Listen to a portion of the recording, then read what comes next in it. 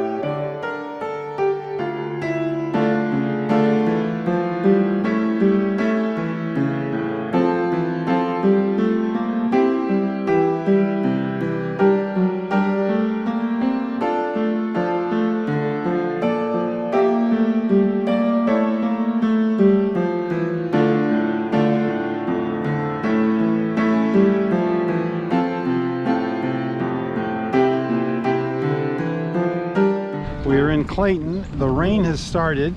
The radar does not look good, so we're going to head back to Northwest Coffee here on Wydown, have some coffee, and hope that it goes over so we can continue our ride.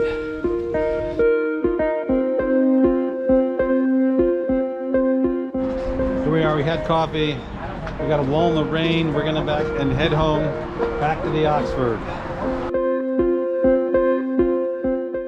So we made it back to the Oxford.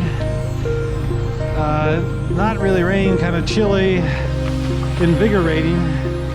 Might ride a little more, but everybody else is giving up and headed for the showers. So we're gonna go over to Westmoreland and visit the grandkitties, do a ride around the block, just get a little bit more riding. Here we go over the bumps. There we go.